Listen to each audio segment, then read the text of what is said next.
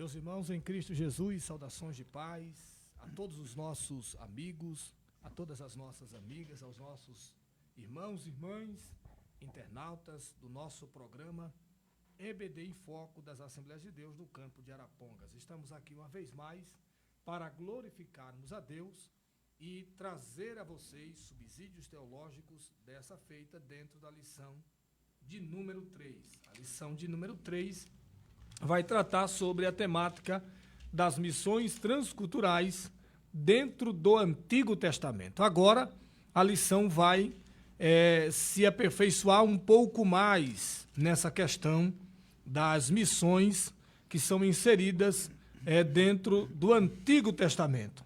É propriamente dito, né? Nós vamos ver aqui que dentro do Antigo Testamento, ou no Antigo Testamento, deu-se início à obra missionária e a obra missionária no âmbito transcultural.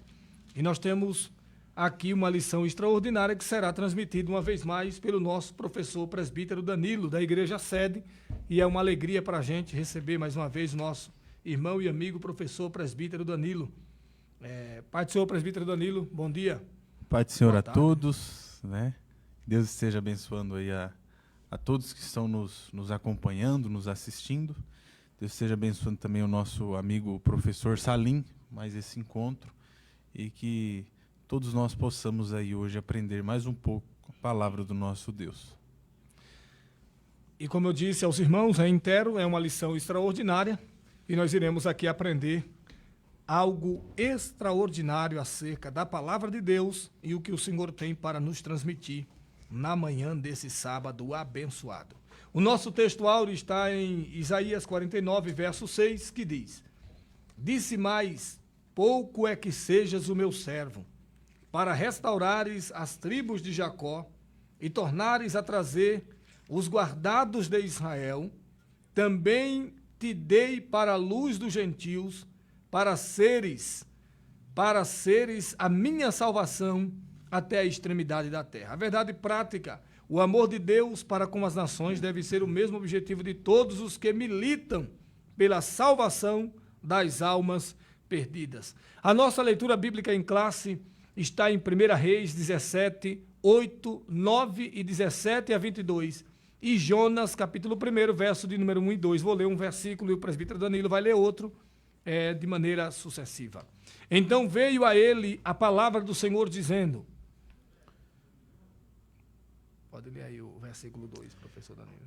Levanta-te e vai a Sarepta, que é de Sidom, e habita ali. Eis que eu ordenei ali a uma mulher viúva que te sustente.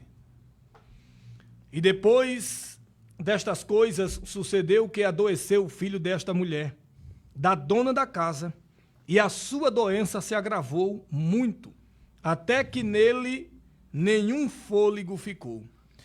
Então ela disse a Elias: Que tenho eu contigo, homem de Deus? Vieste tu a mim para trazeres à memória a minha iniquidade e matares meu filho?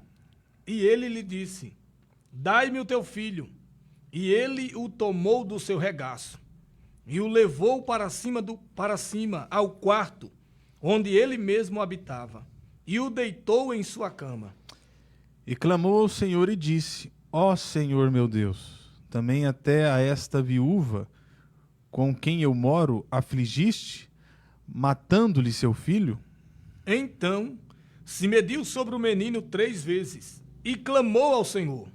E disse: Ó Senhor, meu Deus, rogo-te que torne a alma deste menino a entrar nele. E o Senhor ouviu a voz de Elias, e a alma do menino tornou a entrar nele, e reviveu. Jonas, capítulo 1, verso de número 1 e 2.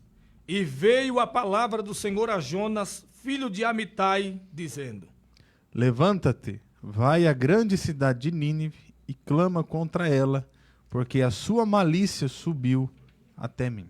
Meus irmãos e irmãs, aqui está os 2 textos que formam base, que dão uma estrutura para falarmos sobre missões transculturais no Antigo Testamento. O primeiro episódio é muito conhecido, é o episódio onde Deus ordena que Elias vá a Sarepta, onde ali habitava uma viúva, que digo assim de passagem, falida, que ia fazer uma determinada refeição, juntamente com o seu filho, e após aquela refeição iria esperar a morte.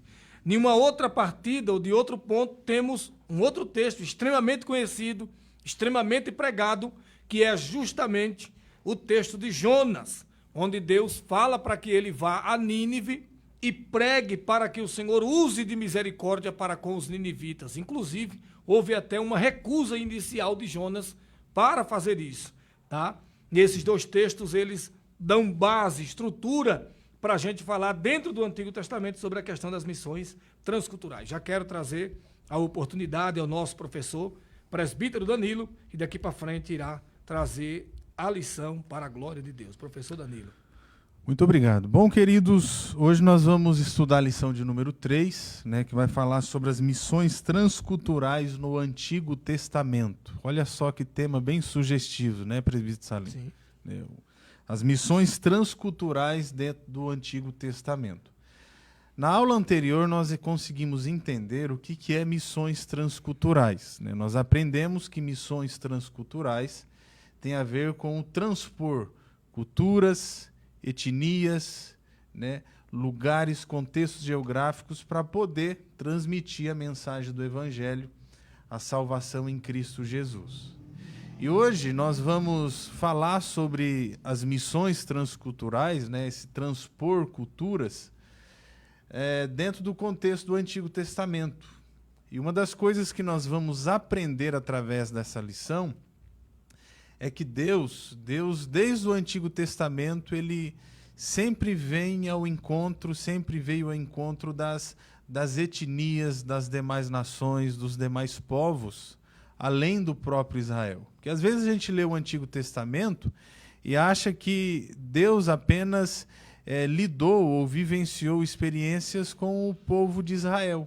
É como se Deus apenas estivesse restrito ou restringido ao povo de Israel. Um Deus nacionalista, né? Isso, um Deus nacionalista. E hoje nós vamos ver, através dessa lição, que Deus ele tratou com Israel, né, escolheu Israel como seu povo eleito, sim, dentro do contexto do Antigo Testamento, mas por diversas ocasiões, em diversos momentos, Deus vai se dirigir aos outros povos, às outras nações dentro daquele contexto da antiguidade. E nós temos aqui 2 exemplos disso, né, que vai fundamentar a nossa lição. E eu gostaria também de trazer outros exemplos para que a nossa lição de hoje ficasse bem enriquecida e os professores tivessem bastante subsídio aí dentro dessa terceira aula. Sem sombra de dúvidas, professor Danilo, é uma aula extraordinária, porque quando a gente estuda missões, quando a gente quer inclusive até pregar, né, em eventos de missões, congressos, festividades, cultos de missões, a gente tem a tendência de sempre escolher textos dentro do Novo Testamento. Dificilmente você vai ver um pregador ir nos textos do Antigo Testamento para falar acerca de missões, até porque eu até entendo, não é muito simples, não é tão fácil de fazer a junção, né, dos textos do Antigo Testamento com a questão da obra missionária. Todavia, nós estamos aprendendo nesse último trimestre do ano de 2023 que o Antigo Testamento está repleto, ou existem muitas situações que são situações no âmbito missionário, que Deus se utilizou-se daquela situação para fazer missões a outras nações e a outros povos e a outras etnias. É interessante até você citar isso, porque de forma bem proposital, né, o autor das nossas lições desse trimestre, ele vai usar muito, né, o Antigo Testamento para falar sobre missões. É isso que você acabou de mencionar. Às vezes a gente geralmente acha que as missões em si transculturais, de Deus se dirigindo a outros povos para salvá-los, se restringe ou se iniciou apenas dentro do contexto do Novo Testamento. Mas as lições que nós vamos aprender dentro desse trimestre nos mostra, né, até de forma proposital aí por parte do autor da lição, que Deus, desde o Antigo Testamento, já vinha, né, em direção aos gentios, em busca de promover salvação, o seu próprio conhecimento a esses povos. E eu creio que essa terceira lição vai ser muito, muito produtiva a cada um de nós. Já queremos pedir ao nosso professor Danilo, já para a gente entrar aqui no nosso tópico primeiro, ele pode até fazer citações dessa introdução, dessa parte introdutória, e depois já encaminhando-se para o tópico primeiro, que vai falar sobre Israel, um povo escolhido para um propósito missionário. Que propósito foi esse? Como se deu essa escolha? A gente às vezes fica na mentalidade, porque se a gente não estudar isso aqui de forma correta, a gente vai ver dentro do Antigo Testamento um Deus nacionalista, e não é assim que a gente aprende na nossa lição, e na Bíblia não ensina isso. Deus não é um Deus nacionalista, Deus não é um Deus que escolheu uma única nação exclusiva, né? Eu só tenho essa nação aqui, é só essa nação. Não. Ele escolheu a nação de Israel para ser um modelo, um exemplo, uma testemunha ocular dos seus feitos. Todas as vezes que a gente vai estudar a questão do Antigo Testamento, como ele foi formulado na sua introdução, a gente vai ver que Deus escolheu a nação de Israel para ser um modelo, exemplo, para que todas as demais nações seguissem o exemplo e o modelo de Israel, dando testemunho dos feitos de Deus. E eles falharam nisso, como a nossa lição mesmo diz. É verdade. Olha só o que diz aqui no nosso primeiro tópico, né? Israel, um povo escolhido para um propósito missionário, né? O Senhor nosso Deus planejou desde os tempos antigos que o testemunho de Jesus Cristo fosse proclamado a todos os habitantes da terra. Ou seja, a vontade divina era que todos os moradores da terra tivessem conhecimento a respeito da pessoa de Jesus. Nesse sentido, o meio planejado por Deus para o mundo conhecer o seu Filho passava por uma nação. O Pai chamou a nação de Israel para ser um povo missionário. Dessa forma, os israelitas deveriam ser testemunhas de Deus. Olha só, gente, que interessante aqui esse primeiro subtópico. Nós vemos aqui que Deus ele vai chamar Abraão, né, o pai da raça judaica, etnicamente falando. E quando ele chama Abraão, né, como foi mencionado aqui na aula passada, ele vai lhe fazer promessas. E essas promessas que Deus fez a Abraão não se restringiam apenas à sua descendência, etnicamente falando. Lá em Gênesis capítulo 2, nós temos a informação que Deus faz a promessa que através de Abraão, né, e do povo que iria descender dele, todas as famílias da terra seriam abençoadas. E quando nós lemos o Antigo Testamento, e aqui vai uma informação muito importante até para a própria compreensão do Antigo Testamento, nós vemos que o Antigo Testamento, presbítero Salim, ele é um recorte, né? Olha só a informação que eu vou dar aqui. O Antigo Testamento é uma espécie de recorte, né, da história antiga, né, de todos os povos. Por que eu digo isso? Porque se você vai lá para Gênesis capítulo de número 10, o que nós temos em Gênesis capítulo 10? Nós temos aqui a informação da origem dos povos, ou seja, todos os povos, todas as nações, né, todas as etnias que existem hoje, são descendência de quem? São descendência dos filhos de Noé, né, que são o Sem, Cã e o Jafé. E se você olha aqui para Gênesis capítulo 10, nós temos os descendentes de Jafé. E entre os descendentes de Jafé, nós temos, né, os povos de contexto europeu. Os gregos vão surgir aqui dos descendentes de Jafé. Os próprios romanos, né, são descendentes de Jafé. Eles estão todos dentro desse contexto, né, dos povos que vão se desenvolver dentro desses contextos marítimos. Nós temos aqui entre os descendentes de Cã, aqueles que vão ser chamados dentro da Bíblia, principalmente ali dentro do período do Pentateuco, de cananeus. Os cananeus são descendentes de Cã. Os próprios egípcios são descendentes de Cã. Nós temos essa informação aqui no próprio texto de Gênesis capítulo de número 10. Nós temos que a Babilônia, ou seja, os babilônios, os assírios, são todos descendentes de Cã. E nós temos também os descendentes de Sem, né, os semitas, que aí está incluso os israelitas, que são descendentes desse filho de Noé, o Sem. Por que eu estou trazendo esse contexto para vocês? Para a gente poder entender quem são os povos, né, que Deus vai se dirigir com mensagens de juízos, com mensagens de misericórdia, dentro do período do Antigo Testamento. Quem são os povos aqui? Nós temos o exemplo do próprio profeta lá do Antigo Testamento, que vai se dirigir a Nínive com uma mensagem de juízo, mas este povo de Nínive vai se arrepender e Deus vai agir com misericórdia. E quando a gente entende todo esse contexto do Antigo Testamento, da origem dos povos, que vão se resultar nesses grandes impérios e nações, nós vemos que Deus não se restringiu apenas a Israel, mas ele foi em direção aos demais povos também. Por sua vez, em juízo, mas muitas outras vezes também através da sua misericórdia. Uma outra coisa muito interessante é que a gente tem os concertos que são incondicionais e temos os condicionais. E essa promessa que Deus faz a Israel é uma promessa condicionada. E essa condição está em Isaías 42, dos versos de 5 em diante. Quando a gente vai no versículo de número 6, o Senhor diz: Eu, o Senhor, te chamei em justiça, e te tomarei pela mão, e te guardarei, e te darei por concerto do povo e para a luz dos gentios. Aí ele diz: para que você abra os olhos dos cegos, para que você tire da prisão os que estão presos, e do cárcere os que jazem em trevas. Então você vê que o papel da nação de Israel era exclusivamente ser uma testemunha ocular de Deus, servir como testemunha, professor Danilo.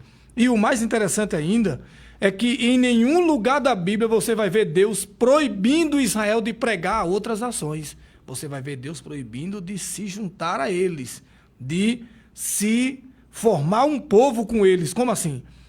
Usar a cultura deles, usar o que eles faziam. Isso era estritamente proibido. Não podia casar com mulheres estrangeiras de outros povos, tal, mas concernente a pregar, não. Pregar, ele nunca há um texto na Bíblia, em canto nenhum, Deus proibindo eles de pregar em outras nações. E foi até por isso que eu trouxe aqui um breve resumo da origem dos povos, a tabela das nações, né, da onde vão surgir esses impérios do Antigo Testamento, para que a gente pudesse entender o que o professor Salim acabou de citar. Por quê? Porque Deus vai chamar Israel, Deus vai dar uma lei a Israel, a lei mosaica, sim, vai dar os seus mandamentos, as suas prescrições, vai derramar da sua presença entre esse povo, através até mesmo da Arca da Aliança, que simbolizava ali a presença de Deus no meio do povo.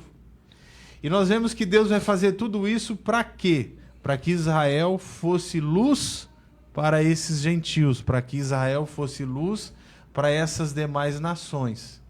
Nós vemos, presbítero Salim, que a nação de Israel só conseguiu realmente, né, em parte, exercer esse seu papel, né, de ser luz para as nações durante o período de Davi, né, foi um período o qual a nação de Israel conseguiu, de certa forma, ser luz para os gentios.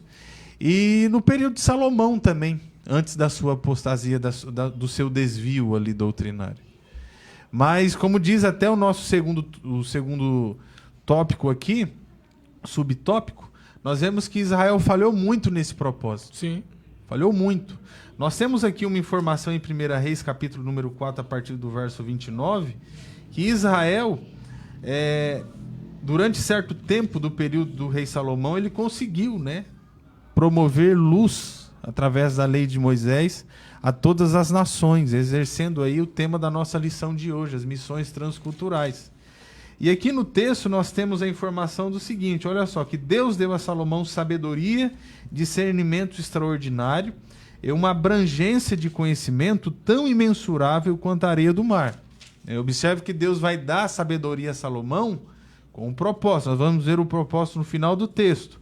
A sabedoria de Salomão era maior do que a de todos os homens do Oriente e do que toda a sabedoria do Egito. Ele era mais sábio do que qualquer outro homem, mais do que o Esraíta Etã, mais sábio do que Emã, Calcol e Darda, filhos de Maol. Sua fama espalhou-se por todas as nações em redor. E quando Deus faz Salomão famoso, não é para que Salomão se tornasse vaidoso, era para que o seu nome fosse glorificado através da vida do rei. Ele compôs 3.000 provérbios e os seus cânticos chegaram a 1.005. Ele vai descrever as plantas, desde o cedro do Líbano até o isopo, que brota nos muros. Também discorreu sobre os quádrupeds, as aves, os animais que se movem rente ao chão e os peixes. E olha só o que diz o verso 34, Salim. Homens de todas as nações vinham ouvir a sabedoria de Salomão.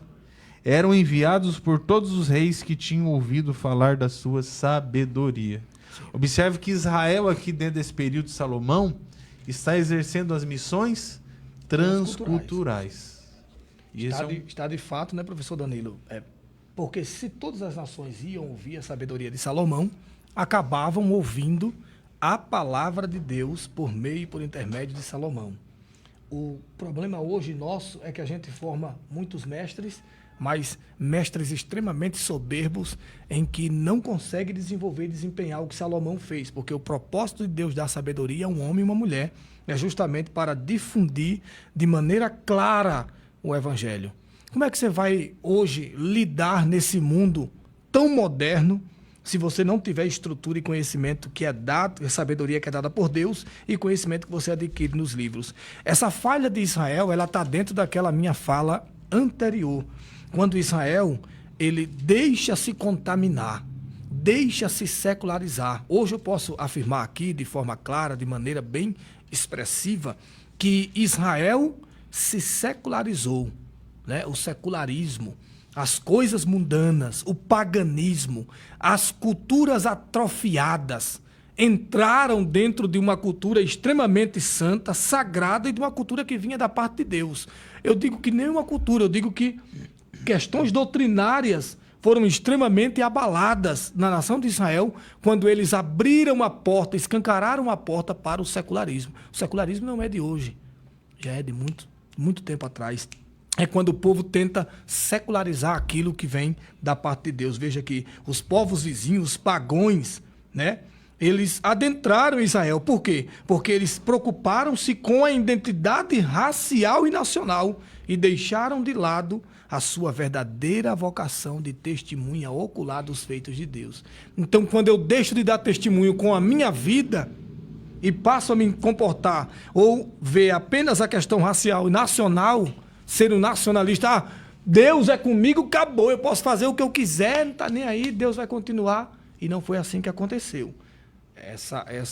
Os projetos de Deus não podem ser anulados, mas a questão da promessa, ela foi embargada, segundo alguns doutores do Antigo Testamento. Ela foi paralisada, ela ficou estagnada porque Israel fez isso. Ninguém para a minha chamada e a sua chamada. Quem para somos nós.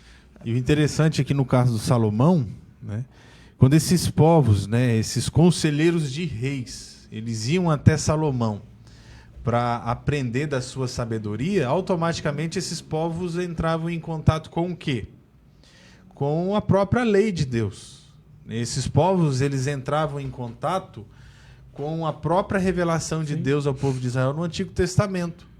E essa era uma forma do quê? De Deus se revelar, de Deus se mostrar, de Deus se expressar, desses povos poderem conhecer o verdadeiro Deus, né? O verdadeiro Deus de Israel. Nós temos um exemplo prático disso, histórico, lá em 1 Reis capítulo 10. Se vocês puderem anotar nesses textos, são muito importantes para a gente entender as questões transculturais do Antigo Testamento, né? O quanto Israel, durante esse período, conseguiu exercer de forma bem sucedida aí essa missão de ser luz para os gentios.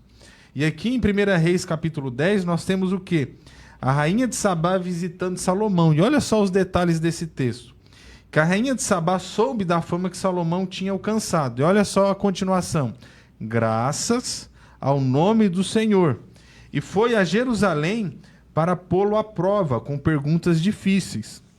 Quando chegou, acompanhada de uma caravana, com camelos carregados de especiarias, grande quantidade de ouro e pedras preciosas, fez a Salomão todas as perguntas que tinha em mente. E Salomão respondeu a todas. Nenhuma lhe foi tão difícil que não pudesse responder. Vendo toda a sabedoria de Salomão, bem como o palácio que ele havia construído, o que era servido em sua mesa, devido às bênçãos de Deus ali no reinado de Salomão, o alojamento de seus oficiais, os criados e os copeiros, todos uniformizados, e os holocaustos que ele fazia no templo do Senhor, a visitante ficou impressionada, né? Então ela disse ao rei: tudo o que ouvi em meu país acerca de tuas realizações e de tua sabedoria é verdade. Mas eu não acreditava no que diziam até ver com os meus próprios olhos. Na realidade, não me contaram nem a metade. Tu ultrapassas em muito o que ouvi, tanto em sabedoria como em riqueza. Como devem ser felizes os homens da tua corte, que continuamente estão diante de ti e ouvem a tua sabedoria. Olha só o que diz o verso 9. Olha só o que diz o verso 9. Bendito seja o Senhor, o teu Deus, que se agradou de ti e te colocou no trono de Israel. Por causa do amor eterno do Senhor para com Israel, ele te fez reis para manter a justiça e a retidão. Pois é. Olha só as missões transculturais sendo exercidas de uma forma significativa no período de Salomão. E esse era o propósito de Israel. E o testemunho, né? O exemplo, né? Ela testemunha. Ela fala dos feitos de Salomão sem que Salomão fale deles próprio. Salomão não precisou dizer, eu sou assim, sou assado, eu fiz isso, fiz aquilo. Não. O testemunho, é por isso que eu digo, a lição, ela nos leva nessa questão do testemunho, do testemunhar os feitos de Deus, sem ao menos abrir a boca. Salomão nem abriu a boca. As pessoas falavam do que ele produzia, e essa mulher foi e viu com seus próprios olhos. E ainda glorificou a Deus pela vida de Salomão. É por isso que a gente vai ver que no terceiro subtópico, que mesmo em meio às falhas, Israel trouxe e deixou à humanidade contribuições imensuráveis, contribuições essas que são vistas até nos dias atuais. É verdade. Olha só, a contribuição de Israel para o mundo, né, nesse sentido de missões transculturais. Quando nós lemos, por exemplo, o Novo Testamento, nós vemos que o apóstolo Paulo ele vai ser considerado o apóstolo dos gentios. E o apóstolo Paulo, quando ele chega, né, neste mundo dos gentios, com a cultura dos gentios, ele vai encontrar o quê? Muitas dificuldades, só que ao mesmo tempo ele vai encontrar um mundo que de certa forma já vinha sendo preparado pelo próprio Deus para que este mundo gentílico pudesse receber a mensagem do Evangelho. E quem contribuiu para que esse mundo, o mundo dos gentios, a cultura dos gentios, pudesse ser preparada para receber a mensagem do Evangelho? Foi os próprios judeus. E olha só como que o próprio Deus ele vai usar o que? As falhas, que a nossa lição cita aqui, as falhas do povo de Israel, e Deus usa essas falhas até mesmo para contribuir para que a mensagem do Evangelho tivesse uma aceitação maior, né, dentro desse contexto do apóstolo Paulo. Quando você lê o Antigo Testamento, nós vamos ver que Israel vai vivenciar, presbítero Salim, aquilo que nós chamamos de exílios. Sim. Né, os exílios. Aí a gente tem o exílio do Reino Norte, 722, lá com o Império Assírio. E nós temos principalmente o exílio babilônico, né, onde Nabucodonosor vai entrar em Jerusalém, em 586, vai saquear o templo, destruir o templo e vai levar os judeus lá para a Babilônia. Quando Ciro o Grande, né, em 538 aproximadamente, ele decreta, né, facilitando e autorizando o retorno dos judeus para Jerusalém, nós temos muitas informações através do livro de Esdras, Neemias e dos profetas pós-exílio, que muitos judeus não retornaram para Jerusalém. Esses judeus que não retornaram para Jerusalém, eles ficaram, né, em certas localidades que ali eles se estabeleceram. E o que eles fizeram nessas localidades? Eles estabeleceram sinagogas nessas localidades. Eles mantiveram a lei de Moisés sendo ensinadas nessas localidades. Eles vão passar o quê? A mensagem, a ideia de um Deus monoteísta, né? A fé no único Deus nessas localidades. Lembrando que a maioria dessas nações eram politeístas, né? A ideia de vários deuses. E o que foi acontecendo? Olha só, o povo judeu contribuindo, né? O povo de Israel contribuindo para que essa ideia do monoteísmo, da própria ética judaico-cristã sendo desenvolvida entre esses povos, fosse preparando esses povos para quando a mensagem do Evangelho do Novo Testamento chegasse, o apóstolo Paulo pudesse pregar essa mensagem com essas características a esses povos. Então observe que o povo judeu, como bem disse aí o presbítero Salim, trouxe uma contribuição muito grande. Né? Por quê? Porque eles viveram a dispersão. E vivendo aí a diáspora, a dispersão, automaticamente eles vão contribuir através das características da sua fé com esses povos. Até hoje, o modelo judaico-cristão é o modelo que é seguido por várias nações do mundo, né? O casamento com a única mulher, essa questão do monoteísmo, tendo em vista que naquela época lá, salvo equívoco, eu acredito que a única nação que adorava um único Deus era Israel, as demais sempre tinha um ou dois ou três ou quatro, 5, 6, 7 e por aí. Tem nações que tinha mais de 1000 ídolos, mais de 1000 deuses para se adorar. Né? A gente vê isso mesmo naquele pessoal ali de Jezabel, né? Dos profetas de Baal, tal, os Baalins, essas coisas. Então, Israel trouxe uma contribuição extremamente forte. Essa questão da preservação do Antigo Testamento, da preservação da Tanakh, da preservação da tradução do grego. A Septuaginta, né? A Septuaginta, tá? Então, tem todas essas questões que envolvem esse legado que Israel deixou mesmo com todas as suas falhas. Deus não deixou e não abdicou da nação de Israel. Continuou usando a nação de Israel e usa até hoje. É interessante, né, destacar isso, por quê? Porque às vezes a gente lê os textos que Israel, né, os judeus estão indo para os cativeiros e a gente não consegue compreender o que Deus fez através desse povo dentro desses cativeiros. Né? O que Deus fez através do povo judeu dentro dos cativeiros foi algo fenomenal, né, para a propagação do Evangelho no Novo Testamento. E nós temos o exemplo aí da própria Septuaginta, a tradução grega do Antigo Testamento, que vai ser desenvolvida em Alexandria, no Egito, durante o período intertestamentário. Olha só o Antigo Testamento entrando em contato através dessa tradução, né? Aqueles povos gregos de Alexandria, os povos com características helenísticas. Né? Tanto é que a igreja primitiva, a igreja ali do primeiro século, do segundo século, usou qual tradução para entender o Antigo Testamento? A igreja gentílica. A Septuaginta. Era justamente a Septuaginta. Por quê? Porque era uma tradução do Antigo Testamento em grego, o grego koiné. E isso facilitou muito. E tudo isso através do trabalho de judeus que viveram nessa diáspora, nessa dispersão entre os povos, né, para que fosse aí contribuído para a propagação do Evangelho no Novo Testamento.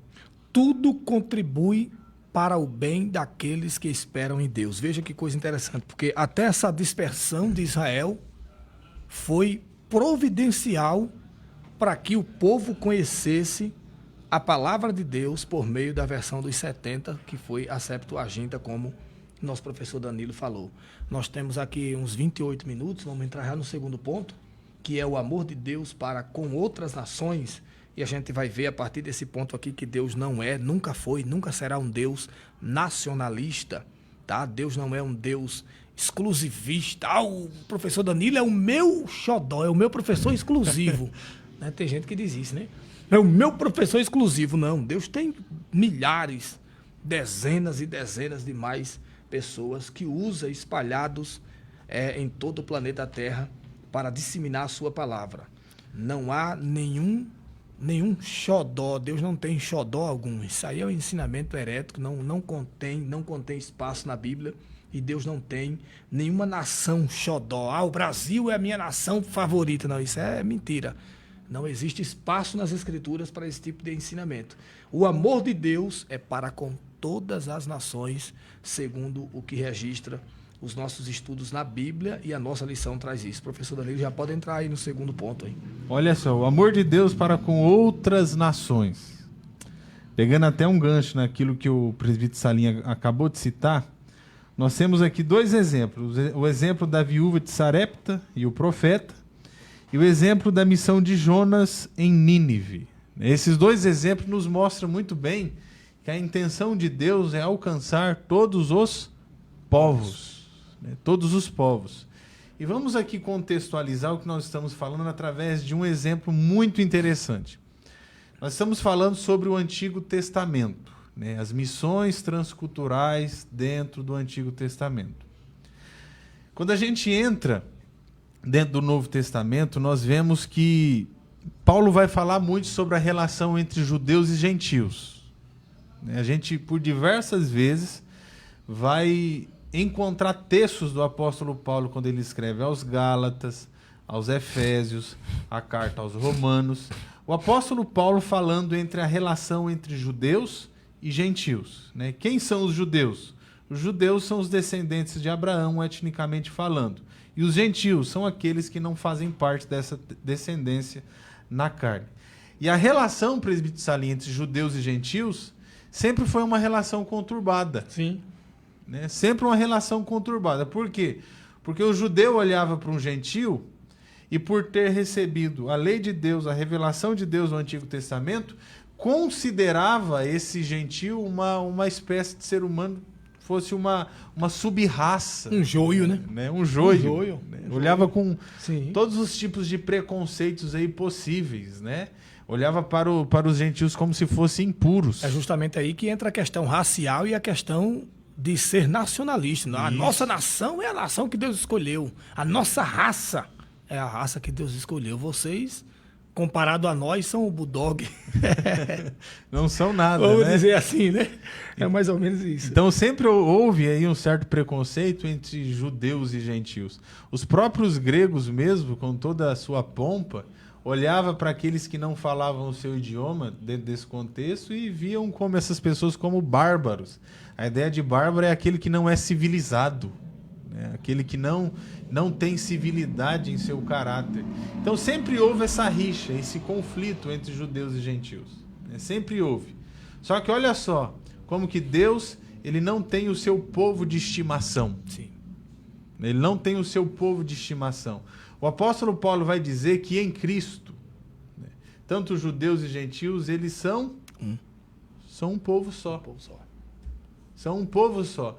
Tanto é que o apóstolo Paulo, sendo um judeu, né, zeloso, ele, quando escreve aos Gálatas, ele vai dizer que os gentios são filhos de Abraão, espiritualmente falando, né, porque eles herdaram a fé de Abraão.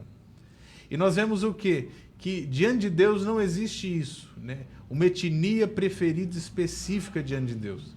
O que existe diante de Deus são filhos, que são filhos porque creem no sangue do seu Filho Jesus Cristo, e por decorrência disso, Deus vai tratar todos os povos com amor, carinho e respeito. A gente vê um movimento racial comparado a esse movimento antigo no Brasil hoje, na questão dos judaizantes da Shopee. Né? A gente tem um monte hoje no Brasil. Judaizantes da Shopee. Então, a gente tem um monte hoje no Brasil que o cara começa a ler a Cabala, né? A Cabala, já digo aos irmãos que não é um único livro. A Cabala tem vários segmentos, vários ramos, vários braços. São dezenas de temas que a Cabala... São ensinamentos bem místicos. Ensinamentos místicos, né? Mas o cara leu a Cabala, pá, e meteu o aço, comprou o livro judaizante, comprou um monte. Aí, com um ano depois, o cara põe o kippá na cabeça, né? Aquele negocinho cortado assim na cabeça, deixa a barba crescer. E começa a tratar todo mundo como se fosse um israelita, né? Shalom Adonai, dele, não sei o que. O cara começa a falar. E depois o cara já está dizendo que ele é o escolhido, porque Deus o transformou no judaizante. Isso é um absurdo. O cara não foi criado lá, não nasceu lá, não tem sangue judeu, mas ele... É insuportável você ouvir o camarada ser. Eu já ouvi alguns deles e tenho alguns amigos que eram evangélicos, pregadores, professores, leram muito a Cabala, leram muito material judaizante e ficaram insuportáveis e somente eles agora contêm e detêm a salvação, porque ninguém mais tem. Entendeu? Trata todos os demais evangélicos agora como falsos e por aí vai.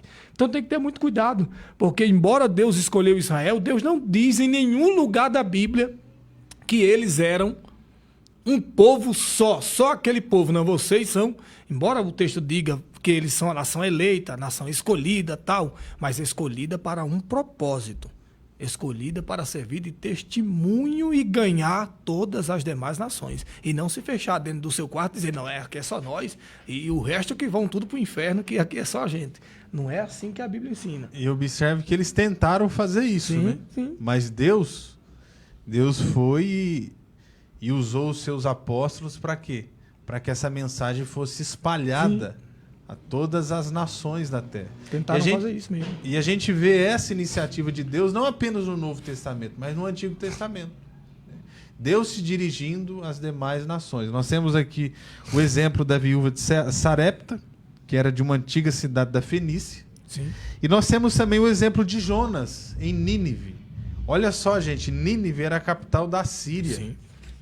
Território assírico, né? Território assírio, que entrou no território do Reino Norte, capital Samaria, e o que eles fizeram lá? Levou as 10 tribos do Reino Norte para o cativeiro. Meu Deus. Para vocês verem o quanto Deus ele se direciona a todas as nações. A todas as nações. E esse conflito entre judeus e gentios, em Cristo ele tem que acabar. Sim. Em Cristo ele tem que ser dissipado, por quê? Porque Deus deseja alcançar a todos, e quando ele alcança, ele deseja que todos também vivam em unidade, em harmonia. Deus não tem ninguém de sangue azul e um de sangue preto, né? Então todos têm a mesma cor sanguínea diante de Deus e diante de Jesus. Posso trazer um dado histórico. Sim, aqui? Pode ir. Um outro dado histórico que é muito importante também. A gente fala dessa relação conturbada entre judeus e gentios, né, que se resultaram em muitas guerras. Só que se a gente for parar para analisar, vai chegar num dado momento da própria história da igreja, né, que judeus e cristãos eles vão se separar definitivamente falando. E infelizmente parte da igreja antiga, né, dali do período patrístico, dos pais da igreja, vão começar a desenvolver o quê? Aquilo que nós chamamos de antissemitismo. Né? Essa ideia de um certo rancor com relação aos judeus. Você vê isso, por exemplo, nos escritos de João Crisóstomo, essa dificuldade de se envolver com os judeus, esse sentimento, né, com certos tipos de preconceitos com relação aos judeus. Você vai ver que isso vai ser alimentado no coração de alguns reformadores. O próprio Lutero, você vê isso, né? Um sentimento antissemitista. E você vai ver que isso vai alimentar muitos preconceitos, por exemplo, no próprio Adolf Hitler, na Segunda Guerra Mundial. Ele vai alimentar desse antissemitismo que vinha há séculos sendo desenvolvido em muitas pessoas, até mesmo dentro da própria igreja. E nós temos a informação através da Bíblia que esse tipo de separação de povos, esse tipo de separação de etnias, esse tipo de separação entre nações, diante de Deus, ele não deve existir. O que tem que haver diante de Deus é unidade. Unidade. Porque Deus te dirigiu a todos com a sua salvação. Sim, sim. De forma bem explicativa, muito bem falado, nosso professor Danilo abordou essa questão que Deus não é um Deus separatista, né? Deus é um Deus que deseja que o seu povo... Quem é o povo de Deus? Eu sempre digo isso. Quem é o povo de Deus? Não é o assembleano, não é o metodista, não é o madureira, não é o... Não, nada disso. O povo de Deus é o povo que ele comprou com seu sangue. Todos aqueles que vierem a Cristo por meio da salvação, por meio da regeneração, esses são o povo de Deus. Aqueles que entregaram a sua vida a Cristo, mudaram de vida, transformaram-se pelo poder do Evangelho.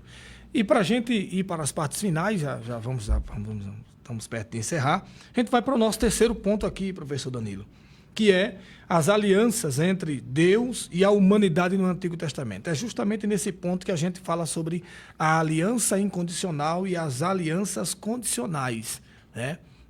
Tem uma aliança que ela é incondicional, independe se o ser humano fizer ou não fizer. Tem a condicional, que depende de segmentos e de que o ser humano siga pré-requisitos para alcançar, né? E aí eu quero que o professor Danilo já entre aí nessa área aí. Vamos fazer a leitura aqui desses dois primeiros tópicos. As alianças de Deus. Com a queda do homem, toda a criação ficou sujeita ao pecado. Entretanto, Deus providenciou meios para redimir a humanidade e restaurar a comunhão perdida. Assim, ele estabeleceu algumas alianças com o homem, a fim de tornar conhecida sua glória entre as nações e receber delas a legítima adoração. Por isso, há na Bíblia alianças denominadas condicionais e incondicionais entre Deus e a humanidade. Aliança incondicional e condicional. Vamos entender o que é. A aliança incondicional é uma disposição soberana de Deus, mediante a qual ele estabelece um contrato incondicional ou declarativo com o homem, obrigando-se em graça por um juramento irrestrito a conceder de sua própria iniciativa bênçãos para aqueles com quem compactua. Quais são exemplos de textos bíblicos que nos mostram essa aliança incondicional? Que para essa aliança ser cumprida, ela não depende do homem, mas exclusivamente de Deus. Gênesis capítulo 12, do verso 1 a 4. Se você for observar, Israel falhou muito para transmitir essa bênção a todas as nações. Mas mesmo falhando, sendo uma aliança incondicional, não dependendo do homem para que ela se cumprisse, Deus cumpriu a sua aliança. Outro exemplo também, o exemplo de Davi. Deus, quando promete um reino a Davi, um reino que durasse para sempre, aquela aliança que Deus faz com Davi também é incondicional. Né? Tanto é que os reis que sucederam de Davi, a maioria foram corruptos. Mas Deus, para cumprir a promessa de um reino eterno da descendência real de Davi, ele envia Jesus. Sim. Então essas são alianças incondicionais, são alianças que Deus faz com o seu povo, que ele por si mesmo, por sua graça, ele se cumpre. Ela não depende do quê? Sim. Das nossas forças e das nossas obras. Mas existe também dentro do texto bíblico a aliança condicional. Olha só, a aliança condicional é uma proposta de Deus em que, num contrato condicional e mútuo com o ser humano, segundo condições pré-estabelecidas, ele promete conceder bênçãos especiais ao indivíduo, desde que este cumpra perfeitamente essas condições, bem como executar punições precisas em caso de não cumprimento. Assim, por meio das suas alianças, Deus firmou um compromisso com o rei Davi de alcance mundial, que resultou no advento do Senhor Jesus como Salvador enviado por Deus ao mundo. Nós temos aqui a questão da aliança condicional. Um exemplo de aliança condicional que nós temos, Salim, é o exemplo da própria lei que foi dada a Israel. Deus disse a Israel, olha, eu tenho uma terra para vocês, essa terra vai manar leite e mel, essa terra vocês vão colher frutos abundantes, vocês vão ter prosperidade, desde que, olha só, desde que vocês cumpram os preceitos da minha aliança, da minha lei. Como era uma aliança condicional e eles não conseguiram, né, cumprir as leis de Deus, o que Deus fez com eles? Os submeteu-os aos cativeiros. E a gente vê que a nação de Israel, houve um povo dessa nação que não entrou na terra prometida, só os que foram a partir de Josué e Caleb, né? Esse povo, a partir de Josué e Caleb, esse povo entrou. Esse povo de Josué e Caleb para trás, ninguém entrou. A prova disso está em Deuteronômio 28, como o texto da lição sugere, e diz: e será que, se ouvires a voz do Senhor teu Deus, aí ele diz, tendo cuidado de guardar todos os seus mandamentos que te ordeno hoje, o Senhor teu Deus te exaltará sobre todas as nações da terra. Aí, assim, a pessoa quer as bênçãos de Deus, né? O cara vive a vida inteira pedindo as bênçãos de Deus. Eu quero que Deus me abençoe, Deus me abençoe. Mas você olha para a vida do cara, não muda, não se converte. O evangelho verdadeiro não entrou no indivíduo. Ele vive uma vida meia boca, um pé na igreja e um no mundo. E ainda tem imbecil que ainda diz, me desculpa a expressão, não, eu prefiro ele com um pé no mundo e um pé na igreja do que com os dois no mundo. Está errado, irmão. Ele tem que estar na igreja com os dois pés na igreja. Porque Deus, a Bíblia, não é um livro de meias verdades. Não é um livro de metade para Deus e metade para o diabo. Que conversa fiada. Eu prefiro o cara com o pé na igreja e um no mundo. Não, eu quero o cara com os dois pés na igreja ou os dois pés no mundo. Essa é a verdade, professor Danilo. Tem gente que fica chateado às vezes quando eu digo as coisas, mas isso é a verdade. Ou você tem os dois pés na igreja, ou você tem os dois pés no mundo. Mas você não pode servir a dois senhores. O ensinamento bíblico é esse. Você não pode servir a dois senhores. E olha o que o texto diz de maneira clara, contundente. Ele diz, se você tiver cuidado de guardar todos os seus mandamentos, eu vou te abençoar, o Senhor disse. Mas se você fizer esse processo de guardar. Sem guardar, sem bênção. Ah, mas eu guardei só 2, não tem bênção. Ah, mas eu estava com um pé na igreja e o outro eu estava dando umas bicoradas num litro de 51. Não sei bênção. Ah, mas eu estava com um pé na igreja e o outro pé meu estava na meretriz, na prostituta. Sem bênção. Ah, eu tinha minha mulher em casa, mas tinha outra lá. Sem bênção de Deus, não tem como ter bênção. Então, as pessoas vivem hoje, professor Danilo, num mundo de meias verdades. E embasados por alguns líderes que temos. Que abrem a boca na tribuna, com um monte de gente no auditório e diz, eu prefiro você aqui dentro, falhando, pecando, errando, do que você lá fora. Não. Ensine diferente. Se você está falhando, está errando, mude depressa, senão as bênçãos de Deus não virão. E Israel precisou ter esse cuidado dentro dessa aliança condicional, né? Dentro dessa aliança que impõe condições. Por exemplo, a salvação é uma bênção incondicional. Mas o manter a salvação exige condições. Você é salvo. E eu sou armeniano, não sou calvinista. Então, eu vou mais para o lado do arminianismo nessa questão da salvação. Eu creio que a salvação é incondicional. Mas eu creio que a preservação dessa salvação demanda condições. Eu creio que se eu falhar, eu perco essa bênção. Porque não faz sentido eu andar fazendo o que eu quiser e uma vez salvo, salvo para sempre. Peco, reprepeco, tripeco, quadripeco. Aí o cara que é calvinista diz, não, mas se eu pecar, e aí eu vou lá e me arrependo, pai, e continuo lá salvo. Não, beleza, você continua salvo, você se arrependeu, tal, e etc. Mas se você for pego e a morte lhe levar no momento em que você estiver traindo esse pacto com Deus, aí, meu amigo, aí acabou. Tá? Essas duas alianças, né, tanto a condicional como a incondicional, nos mostra pelo menos duas coisas. A primeira, né, que através da lei de Moisés, até o apóstolo Paulo vai desenvolver isso, né, através da sua teologia, através da lei de Moisés ninguém consegue se justificar diante de Deus, né, através das suas obras. E a aliança condicional nos mostra isso, né, a impossibilidade do homem, através das suas condições caídas apenas, de conseguir encontrar salvação e justificação a partir de si mesmo, sim, exercendo a lei.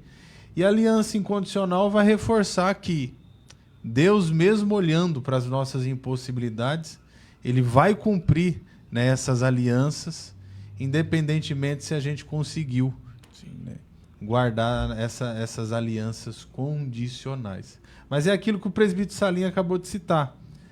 Nós somos salvos pela graça. Graça tem a ver com favor imerecido, mas essa graça nos dá condições de exercer, de viver os mandamentos de Deus conforme a sua vontade. É aquilo que Paulo escreve aos Romanos, né? Com as nossas próprias forças, nós não conseguimos cumprir todas as leis de Deus. E Tiago vai nos deixar bem claro que aquele que cumpre todos os mandamentos, mas cai num preceito só, se torna réu de todos os outros. Mas quando Deus, através do seu Espírito, Ele passa a morar em nós, no nosso coração, olha só o que Paulo diz aos Romanos. Ele escreve as suas leis no nosso coração. A lei de Moisés lá no Antigo Testamento foi escrita em pedras, em tábuas de pedras. Sim. Mas Deus, já na nova dispensação, Ele escreve a sua lei no nosso coração. E escrevendo a sua lei no nosso coração, a gente vai exercer, cumprir os seus mandamentos conforme a sua palavra. E o escritor Norma Geisler, muito conhecido, né? Eu digo Norma Geisler, mas tem outros que lê Norma Geisler, né? Essas pronúncias é difícil, né? É difícil, né? Mas eu digo Geisler, às vezes digo Geisler, é um desses dois. É o escritor de uma teologia sistemática fantástica, de volume 1 e 2, e a gente está até terminando já o volume 1 dessa teologia. E ele deixa claro, o homem por si só não pode salvar-se a si mesmo. Ele pode fazer o que ele quiser, ele pode dar um caminhão de esmola, pode dar uma mansão na beira da praia a uma pessoa, ele pode fazer o que ele quiser. Ele não pode salvar-se a si mesmo por si só. Ele precisa da graça de Deus, da ação direta e irrestrita do Espírito Santo para alcançar isso. Agora, o Espírito Santo dá os meios, dá as condições necessárias para que ele preserve-se intacto e preserve-se não perfeito, tá? Eu tinha um rapaz que ele pregava e ele dizia direto assim, ó, o homem ele pode atingir 99,99%, mas nunca 100% de perfeição, jamais. Isso é heresia. É heresia. 100% de perfeição, o cara nem ser humano é anjo, né? Nem deveria estar aqui mais entre nós. Só falta os dedos para ficar glorificado, né? É só ir no Vaticano e eu garanto que você será canonizado e será tornado santo, porque não é possível, tá? Então, todos nós temos nossas falhas, temos nossas elevações para alto, para baixo, para mais, para menos, mas o importante é servir a Deus debaixo da sua graça. Quero aqui já pedir para o professor Danilo trazer aqui a palavra de conclusão. Já estamos aqui encerrando, falta 4 minutinhos. E eu quero deixar antes o meu muito obrigado a todos os nossos telespectadores que estiveram conosco, os nossos professores da EBD aqui, tanto em Arapongas como em todo o Paraná e no Brasil. E a todos o nosso muito obrigado e que o nome do Senhor seja glorificado, professor Danilo. Vamos para a conclusão. Nós vimos que o plano de Deus abrange toda a humanidade, né? E nós vimos isso dentro do Antigo Testamento, né? Deus se dirigindo à viúva de Serepta, Deus se dirigindo à própria Nínive, né? Que posteriormente vai se tornar a capital da Síria, né? Deus se dirigindo a povos, não necessariamente apenas a Israel, ok? Seu alvo é revelar a sua glória a todos os povos. Por diversas vezes, Israel foi advertido pelos profetas para não guardar a mensagem de salvação somente para si, mas para proclamá-la entre as nações a sua glória, entre todos os povos as suas maravilhas. Nós vemos o exemplo disso lá no Salmo 96. Essa é uma raiz muito importante do Antigo Testamento para entender as missões no Novo, tema da próxima lição. Meus irmãos em Cristo Jesus, que Deus abençoe a todos. Foi uma alegria muito grande estar com os irmãos e até a próxima aula com a ajuda e a graça de Deus. Deus em Cristo Jesus vos abençoe e como dizem os judaizantes no Brasil, shalom a todos.